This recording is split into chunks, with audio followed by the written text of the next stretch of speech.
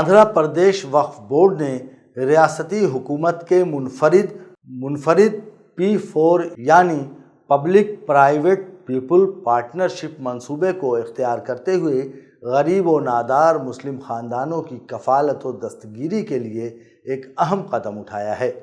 یہ قدم نہ صرف ایک رفاہی کوشش ہے بلکہ وقف بورڈ کے کردار کو از سر نو فعال اور بامقصد بنانے کی سعی بھی ہے۔ یاد رہے کہ P4 پروگرام کا آغاز وزیر اعلیٰ این چندر بابو نائیڈو نے مارچ 2025 میں نئے تیلگو سال اگاڈی کے موقع پر کیا تھا۔ اس اسکیم کا بنیادی مقصد ریاست میں معاشی عدم توازن کو ختم کر کے غربت سے پاک آندھرا پردیش کی بنیاد رکھنا ہے۔ P4 منصوبے کی روح یہ ہے معاشرے کے 10% امیر کبیر لوگ 20% پسماندہ ترین خاندانوں کی فلاح و ترقی میں رہنمائی کریں۔ ان سرپرستوں کو مارگدرشی رہنما کہا جاتا ہے اور جن خاندانوں کو یہ سہارا دیا جاتا ہے وہ بنگارو کٹمبم سنہری خاندان کہلاتے ہیں۔ یہ منصوبہ صرف مالی تعاون تک محدود نہیں بلکہ تعلیم، پیشہ ورانہ رہنمائی اور زندگی کے ہر شعبے میں معاونت کو فروغ دیتا ہے۔ وقف بورڈ کی سرگرمی املاک کا تحفظ اور آمدنی کا احیاء۔ میڈیا میں شائع شدہ ایک اطلاع کے مطابق وقف بورڈ کے حالیہ ریاستی اجلاس میں اعلان کیا گیا کہ بورڈ اپنی املاک کو نہ صرف غیر قانونی فروخت و قبضے سے محفوظ رکھے گا بلکہ ان سے مستقل آمدنی کا ذریعہ بھی پیدا کرے گا۔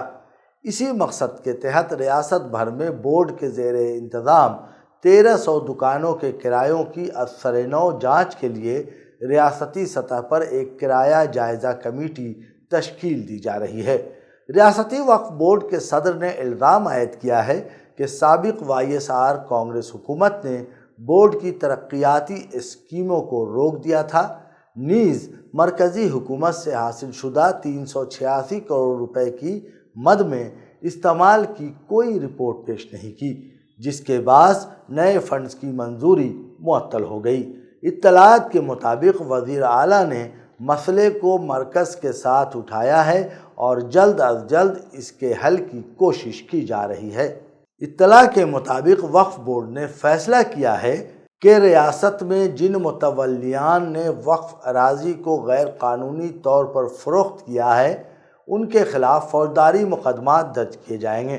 املاک کی فروخت سے متعلق تحقیقات جاری ہیں اور ذمہ داروں کے خلاف سخت کارروائی کی جائے گی۔ اس ضمن میں یہ اعلان بھی کیا گیا کہ وقف بورڈ کے اجلاس صرف وجے واڑہ تک محدود نہیں رہیں گے بلکہ تمام اضلاع میں منعقد ہوں گے تاکہ ہر ضلع میں املاک سے متعلق مسائل کا فوری حل ممکن ہو سکے۔ بتاتے چلیں کہ گزشتہ ماہ ریاست کے مسلم قائدین نے ضلع گنٹور کے کلکٹر کو ایک یادداشت پیش کی جس میں وقف اراضی پر IT پارک تعمیر کرنے کی تجویز کی مخالفت کی گئی۔ یہ اراضی پڈا مسجد اور انجمن اسلامیہ کی ملکیت ہے اور تجویز کے مطابق اسے APIIC کے ذریعے صنعتی استعمال میں لایا جا رہا ہے۔ قائدین کا کہنا ہے کہ وقف اراضی مذہبی اور سماجی بہبود کے لیے مختص ہے، تجارتی مقاصد کے لیے نہیں۔ کلکٹر نے یقین دلایا کہ اس معاملے میں کوئی بھی قدم اٹھانے سے قبل متعلقہ وقف اداروں کی رائے ضرور لی جائے گی۔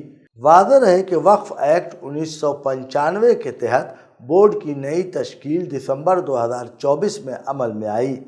ہائی کورٹ کے فیصلے کی روشنی میں پرانا بورڈ ختم کر کے نئے ارکان کا تقرر کیا گیا۔ ان ارکان میں علماء، منتخب نمائندے اور کمیونٹی قائدین شامل ہیں۔ وقف ایکٹ کے تحت بورڈ کے اجلاس میں موجود اراکین نے عبدالعزیز کو متفقہ طور پر چیئرمین منتخب کیا۔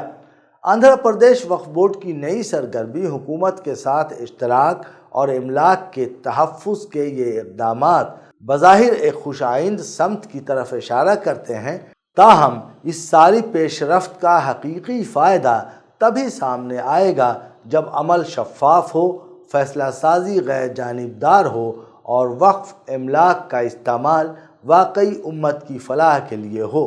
اگر یہ ماڈل کامیاب ہوتا ہے تو یہ دیگر ریاستوں کے لیے بھی ایک مثالی نمونہ بن سکتا ہے، بشرطے کہ نیت صاف ہو، ترجیحات واضح ہوں اور عمل آوری میں شفافیت ہو۔